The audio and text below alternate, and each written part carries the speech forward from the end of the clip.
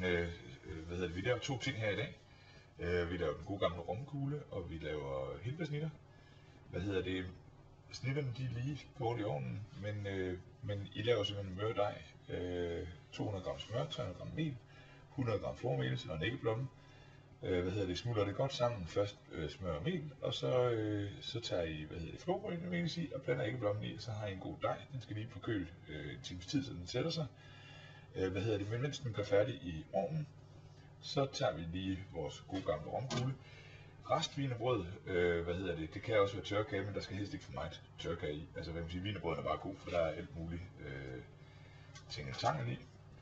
Saftigheder, så tager I simpelthen, målene er sådan, kan man sige, lidt ligesom I ønsker, når vi vil have den meget kakao, eller meget med syltetøjsagtigt. Jeg kører en, der cirka passer omkring 200 gram vinerbrød, der er det halvanden, gange marmelade. Og jeg har 300 gram her, så det er lige lidt mere i den her omgang, og nogenlunde samme mængde, kakao. Men underdoserer heller lidt i første omgang, det er lidt svært at trække kakaoen ud, hvis den er blevet for kakaoagtig. Så er det simpelthen bare ned i en blender, får det bare en ordentlig tur. Sådan der. Husk at tænde.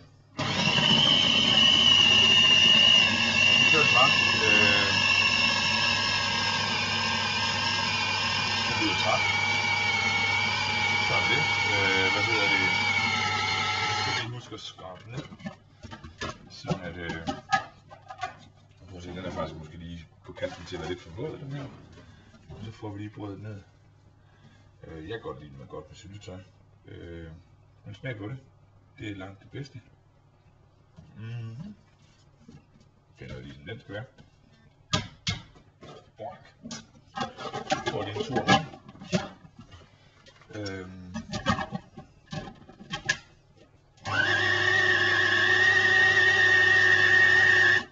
Fokus. Og så er det reelt bare at tage fat i en ske.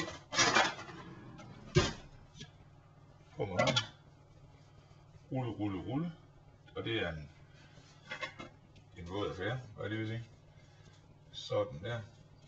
Og så jeg kan godt lide de på køl, før man spiser dem, men den er ganske fin, som den er. Hokus. Et stykke romkugle.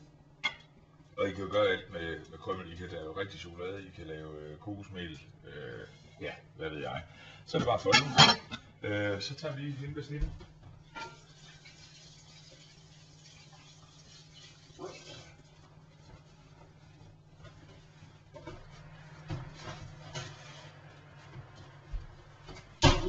Og trickset der her,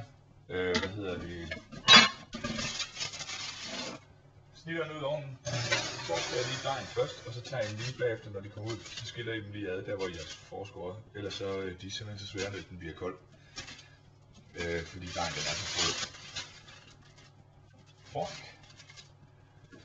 En almindelig mørdej, I kan bruge linsedej, napoleonskatedej, I bruger den dej, I lige vil. Det eneste der er her, det er sørg for at lave en god, med en god syltetøj. De må godt lige køle lidt af, før I gør det, men nu gør vi bare lige her for hurtighedens skyld. Bum. Fokus. Hindbær. I en hindbærsnitte. Boink. Glasur. Det er bare som den plejer at være. Vand. Flormelis. Jeg laver den lidt tyk, det kan jeg godt lide. Og så når den er lidt varm her, så løber den ud. Derfor kan jeg godt lide, at der kommer et ordentligt lag på det her. Kast med den til med eventuelt spiritus eller lime, men jeg foretrækker den nu bare med vand.